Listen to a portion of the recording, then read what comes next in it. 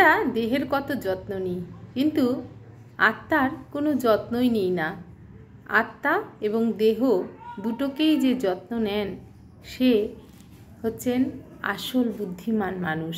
কারণ এই দেহ তো ক্ষয়প্রাপ্ত, দেহ তো খারাপ হয়ে যাবে, নষ্ট হয়ে যাবে, শেষ হয়ে যাবে, কিন্তু আত্মা আমাদের যে আসল সেটা আমরা জানি না। যে আত্মা আছে বলেই এই দেহটার এত দাম। আমরা কিন্তু আগের শ্লোকগুলিতে এই কথাগুলি শুনেছি বা পাঠ করেছি। আমরা 28 নম্বর শ্লোক পর্যন্ত রাজ ও গুহ্য যোগের পাঠ করা হয়ে গেছে আমাদের। আজকে আমরা নবম অধ্যায় রাজ ও গুহ্য যোগের 29 নম্বর শ্লোক থেকে পাঠ শুরু করব। অনেক দিন পর আবার গীতা পাঠ তোমাদের সামনে নিয়ে আসতে চলেছি, কারণ নানা রকম সমস্যার সম্মুখীন হয়েছিলাম, তার জন্য ভিডিও দিতে পারিনি, তার জন্য ক্ষমা প্রার্থী।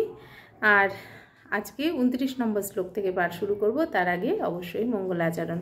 ওম অজ্ঞানতিমিরান্ধস্য জ্ঞানাঞ্জনশলাকায়া চক্ষুন্মিলিतं येन तस्मै श्रीगुरुवे नमः। श्रीचैतन्यमनोभीष्टं स्थापितं येन भूतले स्वयं रूपं कदा मह्यं ददाति स्वपदान्तिकं।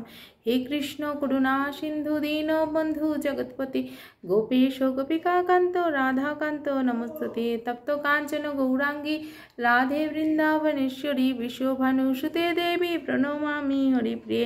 वंशाकल्पतरुभ्यश्च कृपा सिन्धुभ्येव च पतितानां पावनेभ्यो वैष्णवेभ्यो नमो नमो। जय श्री कृष्ण चैतन्य प्रभु नित्यानंद श्री अद्वैत गदाधर श्रीवासादि गौरभक्तवृंद। हरे कृष्णा कृष्णा कृष्णा हरे हरे, हरे राम राम राम हरे हरे। मूकं करोति वाचालं पंगुं लङ्घयति गिरिं यत्कृपातमहं वन्दे परमानन्दाय माधव।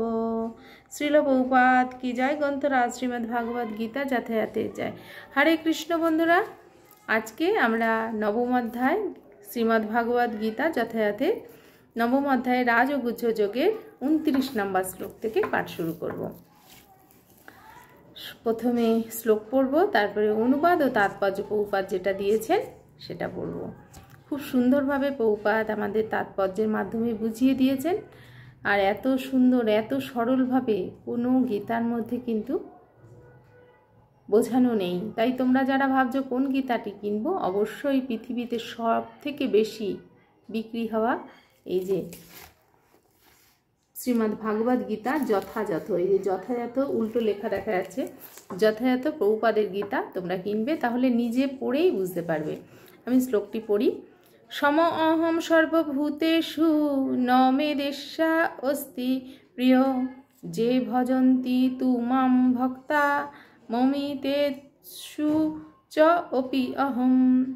অনুবাদ: আমি সকলের প্রতি সমভাবাপন্ন, কেউই আমার প্রিয় নয়, অপ্রিয়ই নয়, কিন্তু যারা ভক্তিপূর্বক আমাকে ভজনা করেন তারা স্বভাবতই আমাতে অবস্থান করেন এবং আমিও স্বভাবতই তাদের হৃদয়ে বাস করি।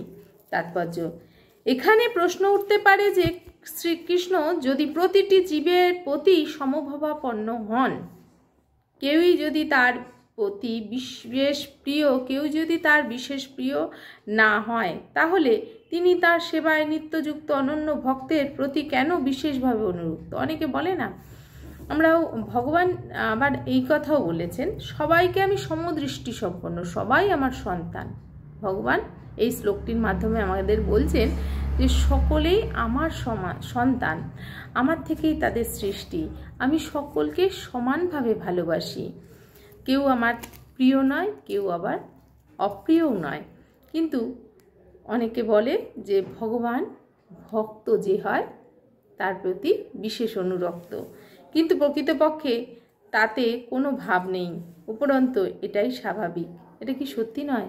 ভগবানের আমার বাবা মাকে যে সন্তানটি বেশি ভালোবাসবে, বাবা মা কি স্বাভাবিকভাবেই তাকে তার উপরে বেশি, বাবা মা সবাইকে জন্ম দিয়েছেন, সবাই বাবা মার সন্তান আমরা, কিন্তু যে বাবা মাকে বেশি ভালোবাসবে বা বেশি খেয়াল রাখবে, বাবা মার কথা শুনবে, সেই সন্তানের প্রতি বাবা মার তো একটু স্বাভাবিকভাবেই টান চলে আসবে, এটাই তো স্বাভাবিক।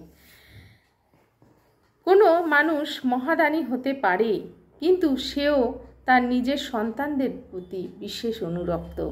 ভগবান বলেছেন যে প্রতিটি জীবই তার সন্তান, তাই সে যে যোনিতে জন্মগ্রহণ করুক না কেন, যে কোনো যোনিতে জন্মগ্রহণ করুক আর না করুক, একটি পিঁপড়েও যেমন ভগবানের সন্তান, একটি মানুষও তেমনি ভগবানের সন্তান, একটি চোরও যেমন ভগবানের সন্তান, একটি সাধুও তেমনি ভগবানেরই সন্তান। তাই তিনি সমস্ত প্রাণীর জীবনের সব রকমের প্রয়োজন উদারভাবে পূর্ণ করেন। তাই তিনি যে যা চায় ভগবানের কাছে, ভগবান কিন্তু সমস্তটাই পূর্ণ করেন, উদারভাবে তিনি দিয়ে থাকেন। পাষাণ স্থল এবং জলে কোনো রকম ভেদ বুদ্ধি না করে মেঘ যেমন সর্বত্রই সমানভাবে বর্ষণ করে। মেঘ থেকে যখন বৃষ্টি হয় তখন কি দেখে যে কোথায় কাদা, একটু কম বৃষ্টি দিলেও সেখানে চলবে, বা জল সেখানে কম বৃষ্টি দিলেও হবে, যেখানে খরা হচ্ছে সেখানে একটু বেশি বৃষ্টি দিলে মেঘ কিন্তু সমানভাবে বর্ষণ করে। তাই ভগবানের করুণাও সেই রকম, সকলের প্রতি সমানভাবে বর্ষিত হয়। কিন্তু তার ভক্ত অবশ্যই তার বিশেষ কৃপার পাত্র, অর্থাৎ ভগবান বিশেষ রূপে ভক্তবৎসল। এই ধরনের ভক্তের কথা এখানে বর্ণনা করা হয়েছে। তারা কৃষ্ণ ভাবনায় নিয়তই মগ্ন এবং তাই তারা সর্বদাই অপ্রাকৃত কৃষ্ণ সত্তায় স্থিত থাকেন। কৃষ্ণ ভাবনা এই শব্দটিরই অভিব্যক্তি এই যে এই প্রকার মতিসম্পন্ন মানুষ শ্রী ভগবানের সত্তায় স্থিত জীবন মুক্ত যোগী। শ্রীকৃষ্ণ এখানে স্পষ্টভাবে বলেছেন ময়িতে, তারা আমাতে স্থিত। তার ফলে ভগবান শ্রীকৃষ্ণও তাদের মধ্যে স্থিত থাকেন এবং সম্পর্ক পরস্পর সম্বন্ধযুক্ত। এটাও ব্যাখ্যাত হয়েছে এইভাবে যে যথা মাং প্রপদ্যন্তে তাংস্তথৈব ভজাম্যহম, আমার প্রতি শরণাগত অনুসারে আমি তাকে ফল প্রদান করি। ভগবানের কাছে যে যেভাবে শরণাগত হয় তাকে সেইভাবে ফল প্রদান করে। ভগবানের কাছে কেউ যদি শুধুমাত্র নমস্কার এক আঙ্গুলে দেয় তাহলে সেইভাবেই শরণাগতি ভগবান তাকে দেন। আর কেউ যদি তার জীবন মরণ সব কিছু ভগবানের চরণে অর্পণ করেন, ভগবান সেইভাবেই তার শরণাগতি স্বীকার করেন। তাই ভগবান সেইভাবেই ফল প্রদান করেন। ভগবান সবার ক্ষেত্রেই সমান, তুমি যেভাবে ডাকবে সেভাবেই তুমি তাকে পাবে। ভগবান এবং ভক্ত দুই চেতন, তাদের মধ্যে এই চিন্ময় রস বিনিময় হয়। ভগবান এবং ভক্তের মধ্যে দুই চেতন, তাদের মধ্যে চিন্ময় রস বিনিময় হয়। এটা সোনার আংটিতে যখন হিরে বসানো হয় তখন তা দেখতে অতি সুন্দর লাগে। একত্রিত হবার ফলে সোনা এবং হিরে উভয়ই শোভা বর্ধিত হয়। হিরেটা যখন মাটিতে পড়ে থাকে তার থেকে যখন সোনা দিয়ে তাকে বাঁধানো হয় তার মূল্যটা, তাকে দেখতে কতটা সুন্দর হয়। তেমনি ভগবান ও জীবে শাশ্বত প্রভা রয়েছে। জীব যখন ভগবৎ সেবায় উন্মুখ হয় তখন সে সোনার মতো উজ্জ্বল হয়ে ওঠে। ভগবান হচ্ছেন হিরে আর আমরা হচ্ছেন সোনা। ভগবানের সাথে আমরা যখন জুড়ে যাব তখন আমাদের দাম অনেক বেড়ে যাবে। আর ভগবান হচ্ছেন হিরে, তাই এই দুটির সমন্বয় অত্যন্ত সুন্দর। হিরের সোনার আংটি কত সুন্দর তোমরাই বলো। যেমন হিরেটা এমনিতেও উজ্জ্বল করে, কিন্তু সোনাটা হিরের সঙ্গে গেলে আরও সুন্দর লাগে। তেমনি ভগবানের সঙ্গে আমরা যখন জুড়ে যাব তখন আমরাও সোনার মতো চকচক হয়ে উঠব, কারণ ভগবান হচ্ছেন হিরে। শুদ্ধ অন্তঃকরণ বিশিষ্ট জীবকে বলা হয় ভক্ত। ভগবানও আবার তার ভক্তের ভক্ত হয়ে যান। এর প্রমাণ প্রচুর প্রচুর প্রচুর রয়েছে যে ভগবানও ভক্তের ভক্ত হয়ে যান। ভক্ত এবং ভগবানের মধ্যে যদি এই বিনিময় সম্বন্ধ না থাকে তাহলে তো সবিশেষ ভগবৎ দর্শনের অস্তিত্বই থাকে না।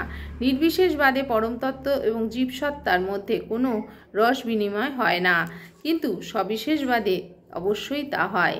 এই উদাহরণটার প্রায়ই অবতারণা করা হয় যে ভগবান কল্পবৃক্ষের মতো এবং তার কাছে যা চায় তাই সে দান করে।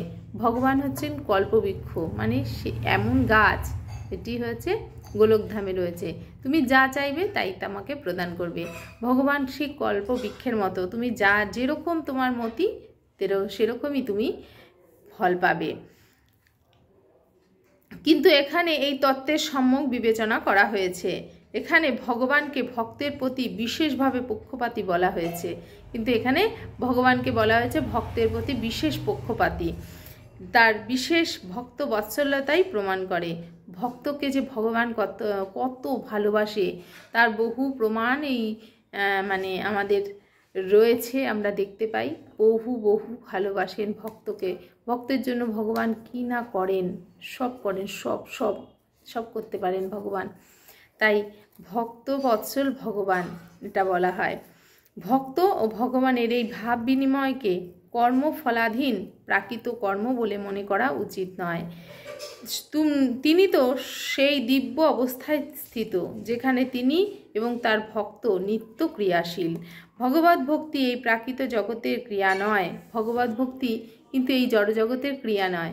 ভগবত ভক্তি চিন্ময়, যেটা তোমার আমি বারবার বলেছি, আবার বলি, যেটা এই দেহের থেকে দেহটা শেষ হয়ে যাবে, কিন্তু ভগবত ভক্তি তুমি যতটুকু করেছো ততটুকুই তোমার থাকবে। আবার তুমি যখন নতুন জন্মগ্রহণ করবে সেখান থেকে আবার ভগবত ভক্তি শুরু হবে। তাই সেই প্রাকৃত বৈকুণ্ঠ জগতের সম্পদ যেখানে সচ্চিদানন্দময় দিব্য ভক্তিরস বিরাজ করে। তা সেই বৈকুণ্ঠ জগতের সম্পদ এই ভক্তি, আমাদের এই জড়জগতের সম্পদ নয়। তাই এটা কিন্তু সবাই প্রাপ্ত হতে পারে না। এই জড়জগতের সম্পদ সবাই কিন্তু চেষ্টা করলেই প্রাপ্ত হতে পারে, কিন্তু বৈকুণ্ঠ জগতের সম্পদ সচ্চিদানন্দময় দিব্য ভক্তিরস সেখানে বিরাজ করে।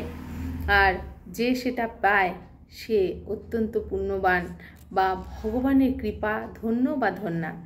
আমরা যারা ভক্তিপথে রয়েছি বা ভক্তিপথে আসতে চাচ্ছি তাদের প্রতি ভগবানের কৃপা বিশেষভাবে রয়েছে, তাই আমাদের মনে সেটা আসতে পারছে। না হলে এই পথে ভাবতেই পারে না কেউ, আর আসা তো দূরের কথা। আজকে এই পর্যন্ত রাখলাম। তোমরা অবশ্যই যদি কোনো প্রশ্ন থাকে করবে, আমি উত্তর দেওয়ার চেষ্টা করব। শিল প্রভুপাদ কি জয়। গ্রন্থরাজ শ্রীমদ্ ভাগবত গীতা যথাযথ জয়। হরি বল।